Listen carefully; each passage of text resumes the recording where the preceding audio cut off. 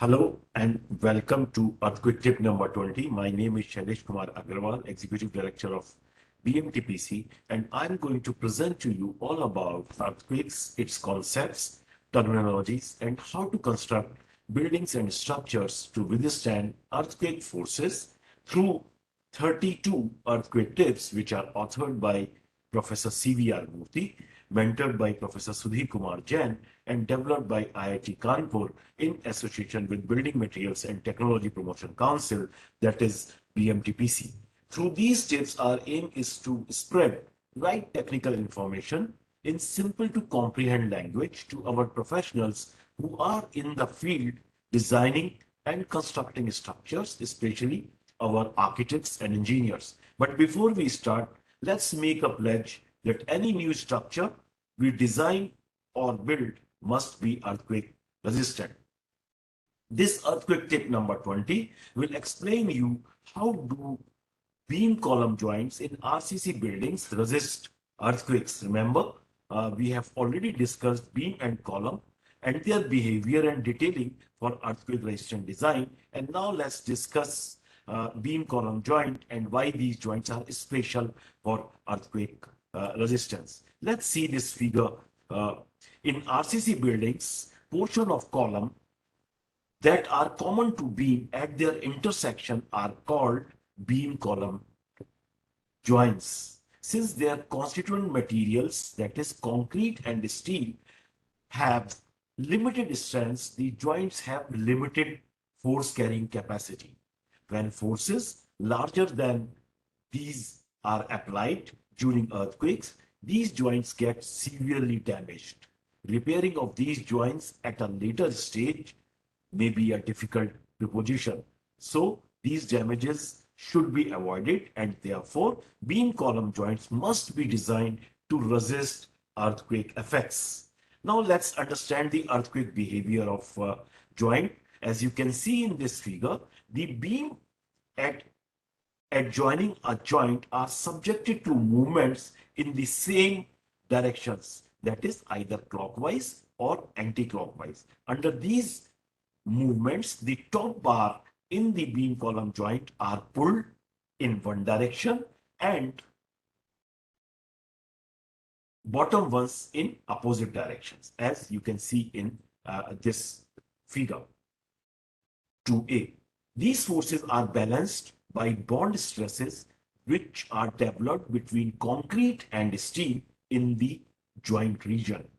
If the column is not wide enough, or if the strength of column in the joint is low, there is insufficient grip of concrete on the steel bars. In such circumstances, the bar slips inside the joint region and beam loses their capacity to carry load.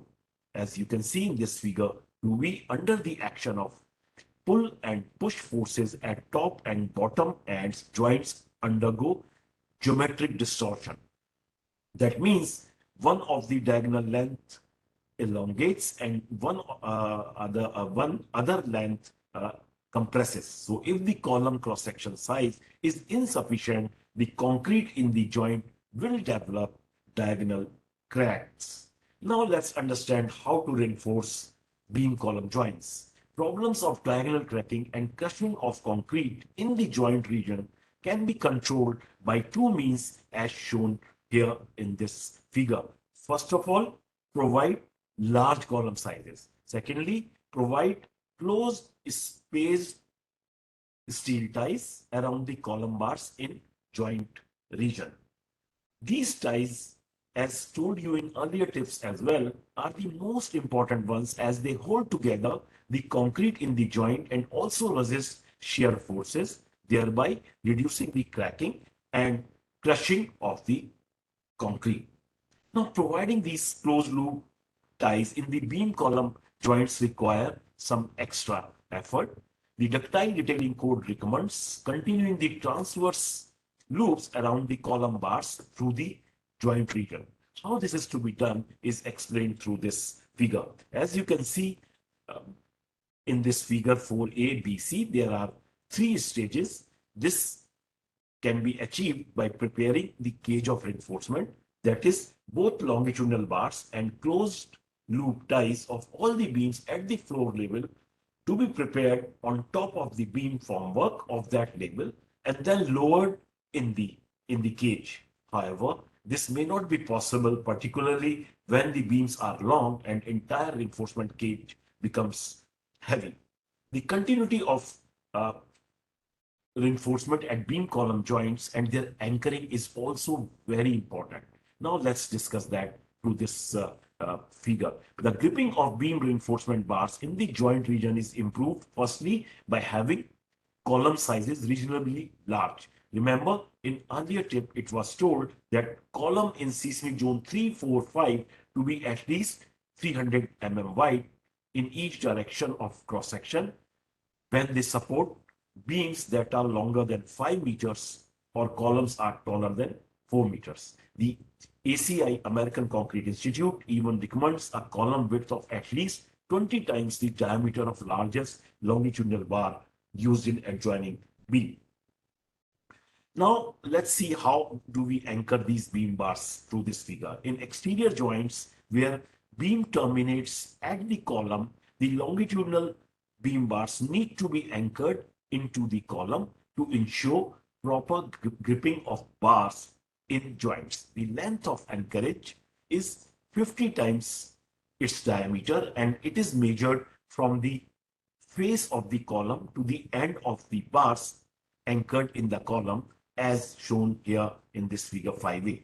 If the column of small widths and when beam diameters are of larger diameter, a portion of top bar is embedded into the column that is cast up to the soffit of the beam and part of it overhangs as you can see here. It is difficult to hold such an overhanging beam top bar in position while casting the column up to the soffit of beam. So what should we do? Let's see in this figure 5b. If the column width is large, then the beam bar may not extend below the soffit of the beam. Therefore, it is preferable to have columns with sufficient width as shown in this figure 5b than the narrow columns. Now let's see this figure 6, which shows you the interior beam column joints. In interior joints, the beam bars, both top and bottom, need to go through the joint without any cut in the joint area. Also, these bars must be placed within column bars with no bands as shown in this figure 6a and 6b. If the beam bars are bent, then it's a poor practice, and if they are not bent, then it's a good practice. Figure 6c shows you a typical shear failure of RCC beam column joint during 1985 Mexico City earthquake, where beam bars are passed outside the column cross section and therefore failed. This is all about earthquake tip number 20. You can download this earthquake tip from www.bmtpc.org. The next earthquake tip number 21 will be on why are open ground story buildings vulnerable in earthquakes. Thank you.